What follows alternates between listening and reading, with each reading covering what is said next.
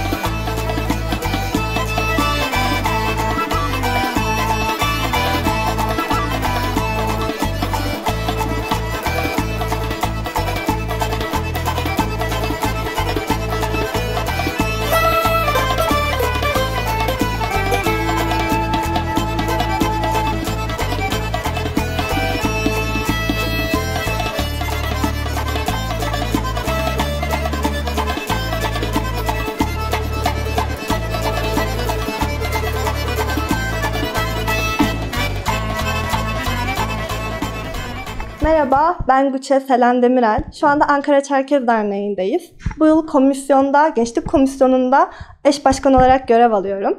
Geçen hafta 19 Ekim tarihinde Gençlik Komisyonu seçimimizi gerçekleştirdik ve bugün de geçen seneki komisyondan arkadaşlarımız dernek açılış ve kesimde bizlere devir teslimini gerçekleştirecek. Komisyon olarak ilk defa bu hafta KAFVED'in olağanüstü genel kurul toplantısında görev aldık. Bugün de açılış ve kesimdeyiz. Bu yıl Gençlik Komisyonu olarak gönül bağıyla arkadaşlarımızla bir araya geldik.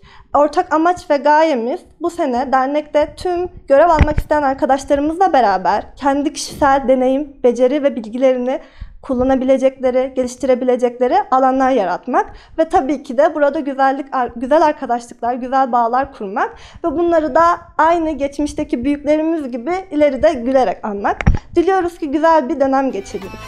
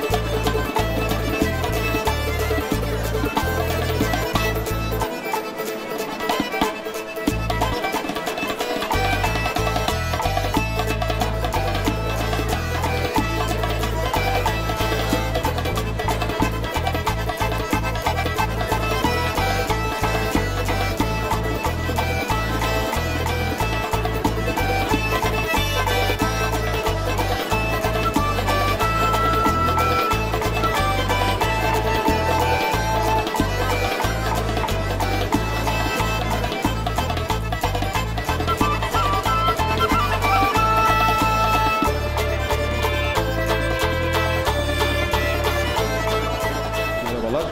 Ben Umut Akkişi. Bitlis Ahlatlıyım. Şapsığıma çok sülalesindeyim. Anne tarafım Çeçen. Bu küçük arkadaşımızın ismi de Nesren. Çok meraklı birisi. Bu yıl yeni sezonumuzun açılışını yaptık. Umarım çok iyi ve çok güzel geçer. Geçen sene çok yoğun bir sezon yaşadık. Hem gençlik komisyonu olarak hem derneğimiz olarak. Bu yıl yeni gençlik komisyonumuzu da devrimizi yaptık. Selem ve Dijan'a buradan tekrardan başarılar diliyorum. Umarım herkes iyi bir sezon geçirir. Çok teşekkür ederim. Sen de bir şeyler diyecek misin? Demeyecek misin? Tamam, o zaman gidelim mi?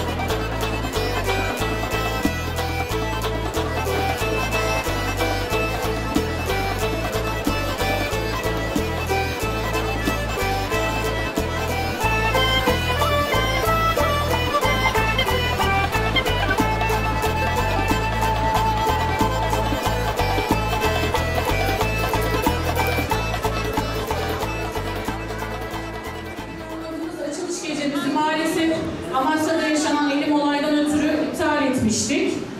Hayatını kaybeden emekçilerimize tekrar Allah'tan rahmet diliyoruz. Bugün hem cumartesi olmasını hem de 29 Ekim resmi tatil olmasını vesile bilerek açılış gecemizi bugün gerçekleştirmek istedik. 29 Ekim Cumhuriyet Bayramı'nı kutluyorum bu vesileyle. Aslında sezon açılışı gerçekleştiriyoruz ama biz yaz boyunca sezonu kapatmadık gibi bir şey.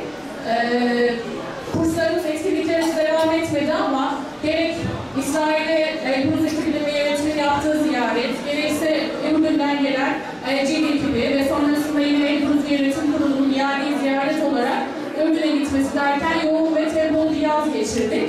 Bu gece kurslarımızın, etkinliklerimizin faaliyetiyle aslında start vermiş oluyoruz. Şimdi dernek başkanımız Sayın Jirol Babistan'ı açılış konuşmasını yapmak üzere buraya davet ediyorum.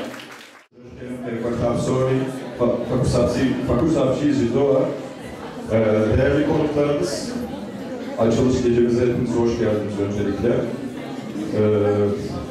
Arkadaki arkadaşlarım, sesim geliyor mu?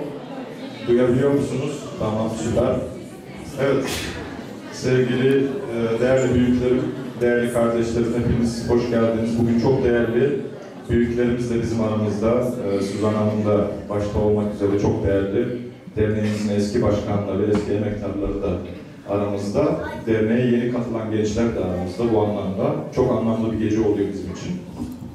Ebru Hanım'ın dediği gibi aslında biz sezonu hiç kapatmadık. Yani bu açılış sırf adet yerini bulsun diye yaptığımız bir şey ama biz geçen yıl pandemiden çıkarak faaliyetlerimize başlamıştık. Biliyorsunuz çok kapsamlı bir tadilat yaptık dernek binamızda. Daha sonra faaliyetlerimiz başladı. Uzun bir dönemdi, çok ciddi çalışmalar yapıldı, birçok insana ulaşıldı. Yaz döneminde ise aslında derneğin alışkın olmadığı bir dönem geçirdik. Ebru Hanım dediği gibi biz Elbruz ekibiyle ve gençlik komisyonuyla Karkama'ya gittik. Daha sonra oradan gençler buraya geldiler.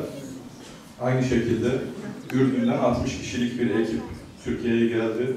Ankara, Düzce ve İstanbul programlarını gerçekleştirdik. Daha sonra bizim 60 kişilik bir ekibimiz Ürdün'e gitti ve orada çok önemli 2 tane kültürel program gerçekleştirdik bu yaz boyu. Bu programlar sayesinde genç arkadaşlarımız gerçekten Ürdün'deki ve İsrail'deki soydaşlarıyla tanışma fırsatı buldular. Ne yazık ki Anavatan'la birlikte bir programımız daha vardı, yani program hazırlığımız vardı ama malum biliyorsunuz Ukrayna'daki durumdan dolayı gerçekleştiremedik. Değerli konuklar, bugün açılış gecemizi yaparken Sevda arkadaşımız, yönetim kurulundan arkadaşımız bu yıl yapılacak faaliyetleri kısaca anlatacak. Yani simalarımızın çoğu tanıdık ama aralarınızda yeni arkadaşlarımızın da olduğunu düşünerek bu dernekte neler oluyor, ben bu derneğe geldiğimde hangi faaliyetlere katılabilirim sorusu olanlara da ufak bir cevap oluşturmaya çalışacağız. Umarım faydalı bir sunum olur. Sunumdan sonra da bir müzik dinletimiz var. Ardından Cevkut'la birlikte gecemizi sonlandıracağız. Önemli başka bir konu var. Geçen hafta Kafkas Dernekleri Federasyonu Olağanüstü Genel Kurulu vardı. Eminim çoğunuz takip etmiştir. Genel kurulunun da topluma hayırlı olmasını diliyorum. İnşallah orada alınan kararlar toplumumuzun lehine olan kararlardır. Biz de Ankara Çerkes Derneği olarak her zaman olduğu gibi Kafkas Dernekleri Federasyonu içinde de etkin bir rol oynamaya devam edeceğiz. Şimdi müsaadenizle sunumdan önce önemli bir arkadaş grubunu buraya davet etmek istiyorum. Aslında, evet buradalarsa, 2 hafta önce, yaklaşık 10 gün önce biz Ankara Çerkes Derneği'nin yeni gençlik komisyonunu seçtik.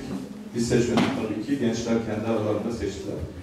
Biliyorsunuz Ankara Gençlik Komisyonu, Ankara Derneği Gençlik Komisyonu çok önemli bir okul.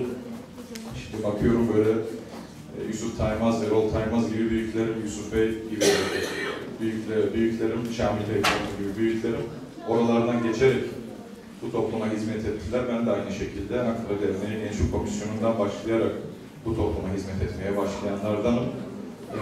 Çok güzel bir gençlik komisyonumuz var. Onları bir tanıtmak istiyoruz ama ondan önce bir önceki dönem Gençlik Komisyonu Başkanımızı Sayın Umut Akkişi'yi sahneye bir davet etmek istiyorum.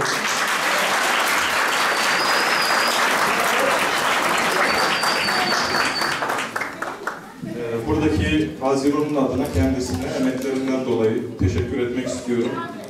Kendisine ve ekip arkadaşlarına bu dernek için verdikleri emeklerden dolayı teşekkür ediyorum.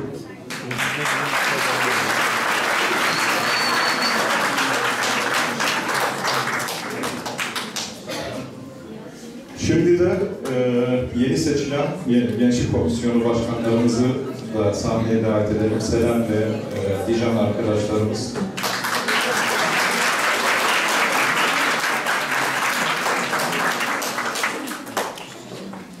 Bu arada şunu söyleyeyim, Ankara Gençlik Komisyonu'nda şöyle bir gelenek var. Aslında kadınların çoğunlukta olduğu bir gençlik komisyonu. Tarihsel olarak böyle ilerlemiştir. Bu anlamda bu yılda iki çalışkan, güçlü, iki genç Çerkes kadınımız var. Bu anlamda çok mutluyuz. Umut'un söylemek istediği birkaç bir şey var. Mikrofonuna açın. Herkese iyi akşamlar. Bu akşam geldiğiniz için çok teşekkür ederiz. Umarım yeni sezon hepimiz için çok iyi geçer. Biz geçen yıl seçildiğimizde pandemi çıkışıydı. Çok fazla heyecanlıydık uzun bir süre derneğe gelemediğimiz için. Bazı çalışmalarda bulunmaya çalıştık. Kimisinin meyvesini iyi aldık, kimisini iyi alamadık. Ama güzel bir sezon kapattık. Benle beraber çalışan bütün Ankara Çerkes Derneği gençlerine ve özellikle komisyondaki arkadaşlarıma çok teşekkür ederim. Bana belli bir süre katlandıkları için, ısrarlığım için.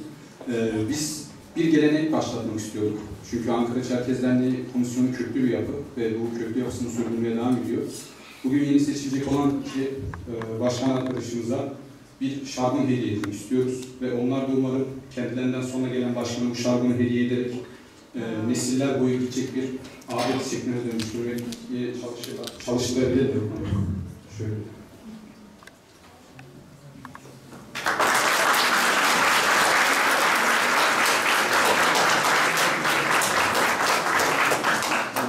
Son olarak da bizim gençlik komisyonu olarak bazı ihtiyaçlarımız oluyordu. komisyon etkinliklerimizi yaparken, gençleri bir araya getirirken bir bütçemizin olmasını isterdik. Bizim en büyük hayalimiz iyi sponsorlar edinip kendi bütçemizi oluşturabilmekti. Biz kendi dönemimizde bunu tam yetiştiremedik, tam yapamamıştık ama bu yıl yeni başlayacak olan arkadaşlarımız için bir hoş geldin hediyesi olarak da onlara 20.000 liralık bir bütçe ayarladık. Umarım bu sezonda istedikleri etkinliklerin hepsini çok rahat bir şekilde yaparlar, komisyonumuzdan destek alarak, yönetimimizden destek alarak güzel bir sezon geçirirler. Herkese iyi akşamlar, iyi eğlenceler.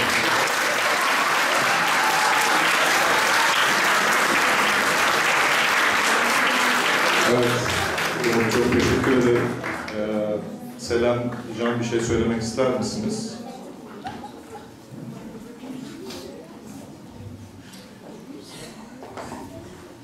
Öncelikle herkese merhaba.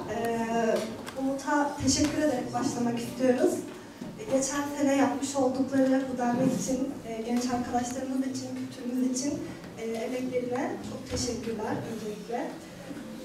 Burada sizin karşınızda olmak bizim için çok büyük bir mutluluk. Buradaki komisyondaki arkadaşlarımızla Dijan'la bizim aslında bu komisyon sürecinde yollarımız kesişti. Ve bu süreç bizi gerçekten çok mutlu etti. Hepimizin kültür çatısı altında, Ankara Çerkez Derneği gibi köklü bir çatı altında buluşmak ve hepimizin gönüllülük bağıyla burada bir şeyler yapma isteği, azmi, birbirimizle bunu gördükçe çok mutlu olduk. Diliyoruz ki bu sene buradaki tüm genç arkadaşlarımızla beraber güzel şeyler yaparız. Bizim isteğimiz ve dileğimiz aslında yalnızca kültür dışında, bunun da dışında da belki biraz çıkarak okulda, iş hayatında edindiğimiz bilgi birikimleri, deneyimleri de bu dernek çatısı altında kullanmak, kendi bilgi geliştirmek ve bunları yaparken de kültüre hizmet etmek. Bu bizim için gerçekten çok önemli diye düşünüyorum. Bunun dışında da bu seneki komisyondaki tüm arkadaşlarıma da şimdiden çok teşekkür ederim. Hepsinin harika motivasyonları, enerjileri var. Hiç kuşkusuz bu sene buradaki tüm genç arkadaşlarla beraber güzel işler yapacağız. Umarım bugün burada herkes çok güzel vakit geçirir. Teşekkür ederim.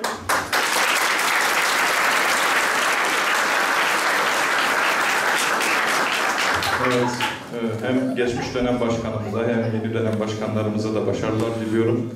Ankara Çerkez Derneği gerçekten gençleri çok genç bir yaşta aslında işte kültürü, siyaseti, ekonomiyi vesaire bütün konularda hazırlayan bir okul gerçekten. Umarım da Genç Komisyonu Ankara'da yaşayıp da dernek olarak bizim ulaşamadığımız gençlere ulaşır. Ulaştıktan sonra da onların becerilerini, topluma olan aidiyetini yükseltebilecek faaliyetleri yürütür.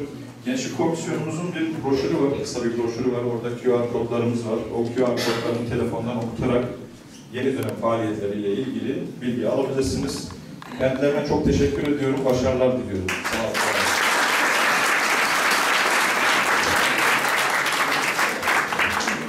Evet, değerli konuklarımız, şimdi Sevda arkadaşımız bu hem biraz geçmiş dönem hem de bu yeni dönemde dernek faaliyetlerimizle ilgili bir sunum gerçekleştirecek. Ben de gerekirse kendisine yardımcı olacağım. Umarım hayırlı bir yıl olur. Lütfen sizden bir ricam var. Bizi direkt bir şekilde yazılı olarak veya sözlü olarak bize iletirseniz biz çok mutlu oluruz. Çünkü bizim amacımız bu topluma hizmet etmek ve bu topluma hizmet ederken bizden sonraki grupları da hazırlamak. Bunu yapabilmemiz için de nerede doğru yaptık, nerede yanlış yaptık, bunu da iyi bilmemiz gerekiyor. Bunu bize bildirirseniz biz de size verdiğimiz hizmeti daha yüksek bir seviyeye taşımaya çalışacağız. Hayırlı bir yıl olmasını diliyorum. Herkese katıldığı için çok teşekkür ederim.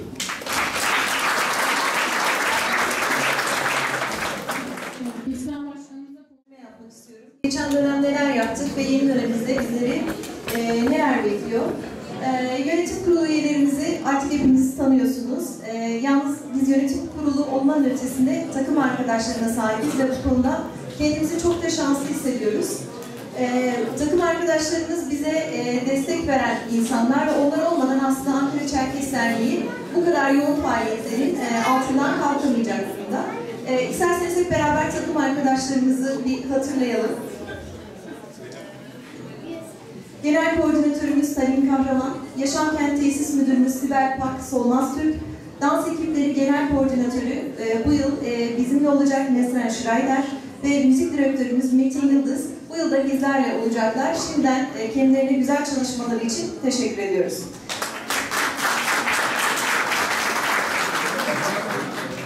Bizim derneğimiz yalnızca yönetimle ayaklanan bir dernek değil dedik. Bu nedenle bize çok fazla yardımcı olan komisyonlarımız var ve pek çok etkinliği onlar sayesinde yapıyoruz aslında. Bizim komisyonlarımız ve alt çalışma gruplarımız var. Bunların hakkında size kısacık bilgiler vermek istiyorum. Kadınlar Komisyonu bu derneğin bel kemiği komisyonlarından birisi ve çocukları yetiştirmekte güçlü oldukları kadar dernek faaliyetlerinde de güçlü olan insanlar kadınlar. O yüzden onların aramızda bulunmasını çok önemsiyoruz ve kadınlar olmadan derneğin yol alabileceğine inanmıyoruz. Hazır buraya gelmişken tüm kadın üyelerimizin de Kadın Çalışmaları Komisyonu'nda bize destek vermesini tekrar rica ediyoruz sizlerden. Tabii ki Gençlik Komisyonumuz var. Az önce başkanım onları tanıttı. Hem eski başkanımıza teşekkür ediyoruz, Gençlik Komisyonu Başkanımıza, hem yeni başkanlarımıza şimdiden başarılar diliyoruz. Eminiz ki onlarla beraber çok daha güzel işlere adımlar atacağız. Kadın Çalışma grubumuz var ve Kadın El Sanatları grubumuz var biliyorsunuz. Buraya da çok yetenekli hanımlar geliyorlar ve kültürümüzü çok iyi derecede temsil ediyorlar. Bildiğiniz gibi yazın biz Ürdün'e ve İsrail'e gittik. Bu gittiğimiz ülkelerde de, diasporada, oradaki Çerkezler de el sanatlarına çok büyük ilgi gösterdiler. Hatta bunlarla ilgili bir takım projeler yapılması hususunda fikir birliğine varıldı. Bu arada yarın bir Kadınlar Komisyonu toplantımız olacak. Oraya katılmanızı da önemli rica ediyoruz. Yarın saat 2'de tüm kadınlarımızı buraya bekliyoruz. Medya ve iletişim. Değişen çağda artık klasik dernekçilik anlayışından uzaklaşmamız gerekiyor. Onları elimizin bir kenarında tutarken bir yandan da medya ve iletişim ağımızı güçlendirmek istiyoruz. Özellikle gençlerimizden burada destek alıyoruz ve alt çalışma komisyonlarımız var bizim. Burada yer almak isteyen gönüllülerimiz de isimleri bize yazdırarak elbette görev alabilirler. Derneğin sosyal medya hesaplarında, YouTube hesaplarında, online derslerde, uzaktan erişim gerektiren her noktada medya ve iletişim ağında hem Türkiye diasporasında hem de diğer diasporalardaki Çerkeslere ulaşmamız için medya ve iletişim çok önemli bir yer tutuyor ve bu konuda bize destek olmanızı gönülden rica ediyoruz.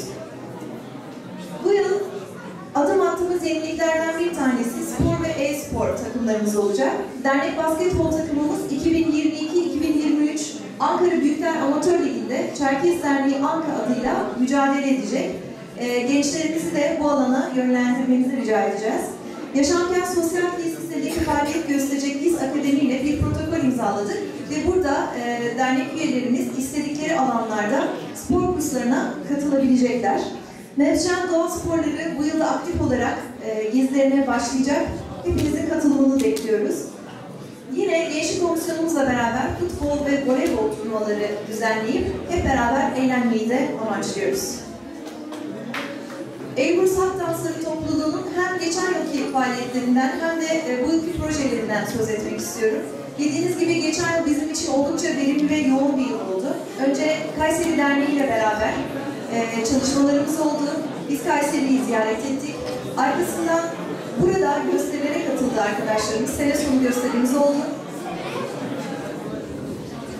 Sevgili arkadaşlar, özellikle arkada olan sevgili genç arkadaşlarımız, sesiniz çok fazla geldiği için biraz sunumun insicamını bozuyor.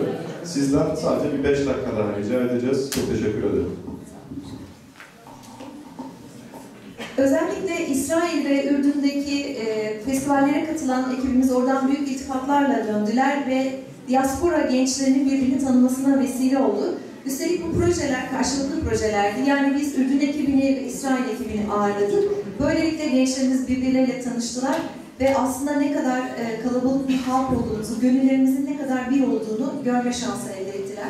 Aynı başarıların bu yılda devam etmesi umuduyla Nesrin Hoca ile bu yıl çalışmalarımızı yine devam ettireceğiz. Çalışma saatlerimiz B grubu 14-16 Cumartesi ve Pazar günleri, A grubu ise yine Cumartesi ve Pazar günleri 16 ve 19 saatleri arasında çalışmalarını sürdürecekler. Eminiz ki gelecek yılda birbirinden güzel gösterilere imza atacaklar. Bu görsellerimiz Kıperkama'da ve Amman'da, Ürdün'de yaptığımız gösterilere aitti. Nartacı Mameli Dans Kursu çalışmalarına başlayalı 2 hafta oldu. Yine Neslihan Hoca'nın koordinatörlüğünde devam eden çalışmalara sahipler. Oldukça da kalabalık bir kadromuz var şu an ve bundan çok mutluyuz. Her salı saat 20'de Nartış çalışmalarını sürdürecek. Balin Müzik Grubu, biliyorsunuz Ankara Çerkes Derneği'nin köklü müzik grubu kendileri. Bize hem gösterilerimizde eşlik ettiler, hem de bütün çalışmalarımızda destekçimiz oldular. Onların Ankara Çerkes Derneği'ne kattığı tüm güzellikler için kendilerine teşekkür ediyoruz. Müzik direktörümüz Muhacir Metin Yıldız koordinatörlüğünde bu yılda birbirinden güzel çalışmalara imza atacaklar. Kaz ve Kalk Dansları Topluluğu yine derneğimizin köklü topluluklarından bir tanesi. Eğitmenimiz Sasık Şamil Dinç koordinatörlüğünde her pazartesi 20-22 saatleri arasında onlar da derneğimize renk katacaklar. Teşekkür ediyoruz kendilerine. Nibjo Tiyatro Topluluğu bu derneğin olmazsa olmazı. Onların olmadığı zeketleri biz düşünemiyoruz. İnşallah bu yılda koordinatör Mete Demirci ve arkadaşlarıyla birlikte birbirinden keyifli oyunlara imza atacaklar ve hepimiz de gülerek onları izleyeceğiz. Müzik kurslarımız da olacak elbette. Bu yıl yine akordeon kursumuz Muhacir Metin Yıldız eğitmenliğinde olacak. Keman kursumuz ise eğitmen Ayhan Devrim eşliğinde ilerleyecek. Kayıtlarımız halen devam ediyor. Gerekli bilgileri alarak kaydolabilirsiniz. Ankara Çerkes Derneği, folklorun yalnızca dans ve müzik kısmıyla ilgilenmeyen ve ana dili önemseyen bir dernek. Bu nedenle de ana dili kurslarından hiçbir zaman vazgeçmedik. Bildiğiniz gibi online olduğumuz ortamda bile, hatta sayısı daha fazla artarak ana dili öğrencilerine fırsat tanımaya çalıştık. Bu nedenle de ana dili kurslarımız bu yılda yine devam edecekler. Abazaca, Adigece, Batı diyalekti ve Doğu diyalekti. Bunun yanı sıra yenilik olarak bu yıl bir konuşma kulübü hazırlıyoruz. Dili bilenler, dili yaşatmak ve unutmamak adına bir konuşma kulübüne üye olabilirler ve burada dillerini yaşatmayı sürdürebilirler. Yine yeni bir oluşumumuz olacak, bir dejavu kurulacak ve burada bizim şarkılarımızı seslendirme fırsatı bulacak bütün gönüllülerimiz. Katılmak isteyen herkesi bekliyoruz. Jeli Çocuk Kulübü, onlar bizim geleceğimiz. Onlar olmadan bu dernek hayatta kalamaz. Biz bırakıp gideceğiz ama ardımızdan onlar gelecekler. O yüzden Jile Çocuk Kulübü bu derneğin bir çınara dönmesini sağlayacak bir kulüp. Yine onlarla birlikte her hafta sonu çalışmalarımız var. Elbrus çocuklar 5-8 yaş arası, minikler 9-14 yaş arası burada çalışıyorlar. Bunun dışında temel ana dili eğitimi veriliyor öğrencilerimize. Robotik kodlama ve etkinlik atölyeleri yapılıyor. Jile Çocuk Kulübü'nden sorumlu arkadaşlarımız eğitmenlerimizle birlikte bir yılı programlayarak çocuklarımızı hem ana dilde hem de dans ve müziklerimizde eğitmeye gayret ediyorlar. Sosyal sorumluluk gruplarımız, bildiğiniz gibi artık dernekler yalnızca sınırlı illerde kalmıyor. Hem diğer diasporalarda bunun yanı sıra Avrupa Birliği projelerinde görev alıyorlar. Bu nedenle de son dönemlerin aslında popüler konularından birisi olan sosyal sorumluluktan bize uzak kalmıyoruz ve bu konuda çalışma grupları oluşturduk. Dünya Çevre Günü'nde iklim değişikliği, su verimliliği, geri dönüşüm ve karbon ayak izi gibi konularda Elbrus Minikler ekibine bir bilgilendirme çalışması yaptık. Onlarla birlikte LÖSEV ziyareti gerçekleştirdik. Bu yılda yine faaliyetlerinde fidan dikme, kan bağışı kampanyası ve bilgilendirme kampanyalarıyla devam edeceğiz. Bizim için ilklerden birisi ve çok olumlu tepkiler aldığımız çalışmalardan birisi meslek gruplarımızdı. Aslında burada olan pek çok insan orada da gördük. Geçen yıl üyelerimiz arasındaki mesleki dayanışmayı arttırmak amacıyla başladığımız faaliyetlerde çeşitli toplantılar yaptık. Ramazan boyunca sıklıkla dernekteydik. Beraber iftar yaptık. Hukukçular, bilişimciler, eğitimciler, sağlıkçılar, mimar ve mühendislerle birlikte yaptığımız çalışmalarımızı grupları daha da genişleterek ve farklı alanlara da yönlenerek artırmayı umut ediyoruz. Proje ve hibe grubu, bu aslında Ankara Çerkes Derneği için milat olan çalışmalardan bir tanesi. Çünkü bizim derneğimiz artık Avrupa Birliği akreditasyonu aldı. Bu şu anlama geliyor, yani biz buradan öğrenciler gönderebiliyoruz. Ve umudumuz o ki daha da yaygınlaştıracağız bunu. Bu yıl İspanya'ya kısa dönem olarak 2 tane gencimizi gönderdik. Sayılarında artmasını umut ediyoruz. İlgilenen gençlerimiz internet sitemizde bulunan ESC yönergesine ulaşarak başvurularında bulunabilirler. Proje grubumuz aktif bir şekilde çalışıyor. Bugüne kadar ilan edilen projelere formlarını hazırlayarak gönderdiler. Düşünsel faaliyetlerimiz, geçen yıl aslında pandemide başlayan ve sayısı artan bu çalışmalar geçen yılda devam etti. Bu yılda yine devam edecek. Yuvarlak masa toplantıları, uçan üniversite atölyeleri, online akademilerimiz, konferans ve seminerlerimiz önceki dönemde olduğu gibi bu dönemde de devam edecek. Hatta Kasım'ın 2. haftası 2 yazarımızla ilk düşünsel faaliyetimizi gerçekleştireceğiz. ACD Store, eminim hepiniz aşağıda o yeniliği fark ettiniz. Binamızın yenilenmesinde biliyorsunuz çok değerli katkılarımız vardı. Mimarımız Berin Ceren Narman tarafından tasarlandı. Ama bunun yanı sıra tabii ki bize her zaman katkıda bulunanlar Yusuf Kamil Taymaz ve Mithat Uğurtepe'ydi. ACD Store yeni bir anlayış getirdi Ankara Çerkes Derneği'ne. Kaliteli ve kültürü gerçekten temsil eden ürünlerle sizlerin hizmetine sunuldu. Şimdi bizim için çok önemli bir konuya değinmek istiyorum ve sizlerden de destek istiyoruz. 2021-22 eğitim öğretim yılında toplam 38 öğrencimize aylık 250 lira olmak üzere 8 ay boyunca burs verdik. Bunun dışında 17 kişiye daha derneğimiz aracılığıyla farklı kurumlar üzerinden burs verilmesini sağladık. Bu yıl ise maddi durumu göz önüne aldığımızda 250 lira gibi bir rakam öğrenciler için yeterli değil. Bu yüzden amacımız bu rakamı 500 liraya çıkarabilmek. Ama bunun için sizlerin desteğine ihtiyacımız var.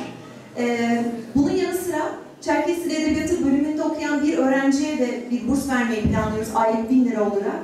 Bu nedenle sizlerden yardım istiyoruz. Öğrencilerimizden başvuruları aldık ama desteğe ihtiyacımız var. Hemen arkanızda burs bağışı ile ilgili bilgi alabileceğiniz bir masa var.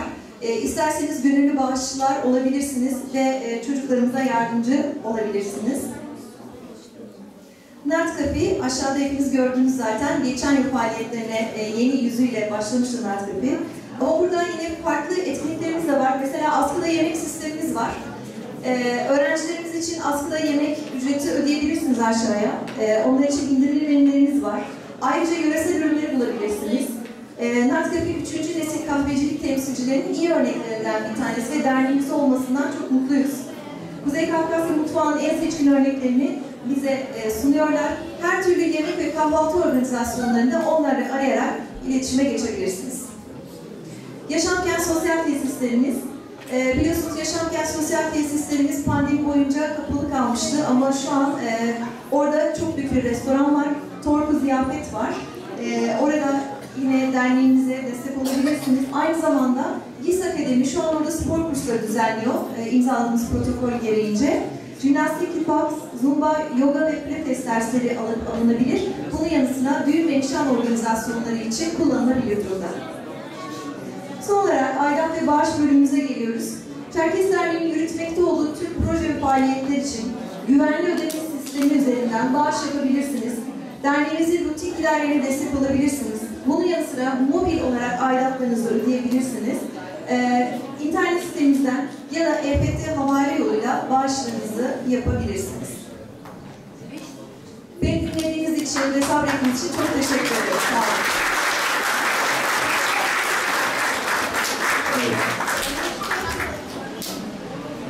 Çok teşekkür ederim Seda Hocam. Değerli arkadaşlarımız, iki konuya biraz parmak basmak istiyorum. Birincisi bu burs çalışmamız. Ankara Çerkes Derneği geçen sene 38 öğrenciye dernek bütçesinden burs verdi. 17 öğrenciye de vakıflar gibi kurumlardan destek alarak burslar sağladı. Bu yıl gerçekten yaklaşık 50'ye yakın talebemiz var. Yani 50'ye yakın başvurumuz var. Biz bu 50 öğrencimizin tamamını burs vermek istiyoruz. Bu anlamda şu an ulaştığımız sayı yaklaşık 28-29 öğrenci. Yaklaşık bir 20 öğrencilik daha desteklere ihtiyacımız var. Lütfen çevrenize duyurursanız çok memnun olurum. Bir diğer çok önemli konu üye aidatları konusu. Biliyorsunuz bu dernek faaliyetlerini yürütmek adına derneğinizin bir maddi kaynağa ihtiyacı oluyor. Bu en büyük kaynağımız da aslında üye aidatlarımızdan gelen aslında cüzi miktarlar. Ama bu miktarlar ne kadar fazla kişi tarafından verilirse biz aslında aidiyeti de o şekilde sağlayabileceğimizi de düşündüğümüz için lütfen sizden bir ricam, üyelik aidatınız varsa, birikmiş borcunuz varsa bunu aşağıdaki koordinatörlük ofisinden veya internet üzerinden ödeyebilirsiniz. Sizi sıktım biliyorum, kusura bakmayın ama şu an arkadaki arkadaşların dikkatini tekrardan bir isteyeceğim. Çok önemli bir konu. Neden önemli onu da söyleyeceğim. Şimdi biliyorsunuz bizim toplumun toplumsal hizmetlerin maddi hiçbir karşılığı yok. Veya ne bileyim, yani buraya gelen bütün insanların aslında bu kültüre hizmet etme amacında geldiğini hepimiz biliyoruz. Bu hizmeti de uzun yıllardır, yani yaklaşık 20 yıldır, belki de daha fazla zamandır icra eden bir kültür emekçimiz var. Kendisine biz aslında 13 Ağustos'ta bir plaket takdim etmek istiyorduk, Ürdün ekibi buraya geldiğinde. Fakat kendisi o gün o etkinlikte olamadığı için plaketini takdim edememiştik. Hepinizden çok büyük bir alkış rica ediyorum. Muhalefetten Kaplan'a.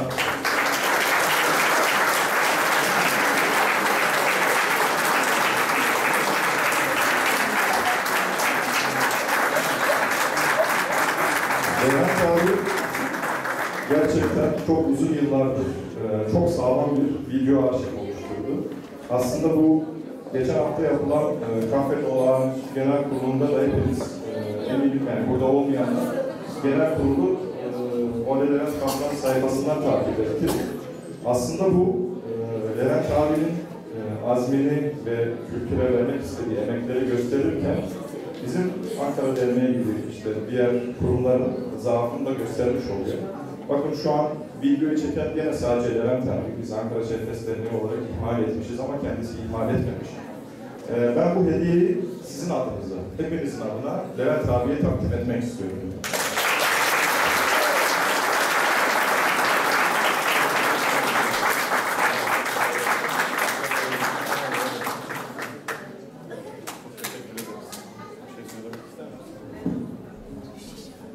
في مش عشان هو واللي يجي راس بكودا أبتر زاو تشيف زاو زتاع زاو نوري تنور قاس منيترت أوري يفسر قايسر قالب زتاع أبتر زاو دوكمنتري سيمونا زيس حوا كودا زغاب شو زغورتي تبغى تباس تحراز بوك خبار سيتم سش زمي واللي ماش كوز أراس حراز بوك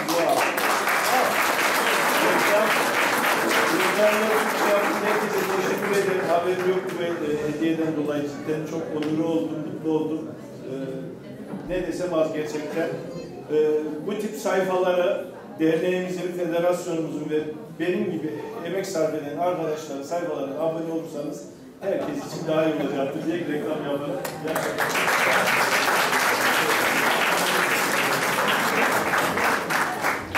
Evet, Levent abinin gerçekten haberi yoktu. Biz de bu plaketi uzun süredir bekletiyorduk. Gösteride veremediğimiz için en uygun anında bu olduğunu düşündük. Ben de bir dönem kameramanlık yaptım. Ürdün'de kurulan Nar TV'de ve gerçekten şunu fark ettik. Bizim toplumumuz ne yazık ki kameramanlarıyla müzik yapan sanatçıları da çok takdir etmiyor. Şimdi de çok büyük emekler olan Levent Kaplan'a da teşekkür ediyoruz. Toplumun ihmal ettiği ikinci kesime geliyoruz. Sevgili Body Müzik Grubu ve değerli müzisyenleri kendilerini takdim etmek istiyorum, sahneye almak istiyorum.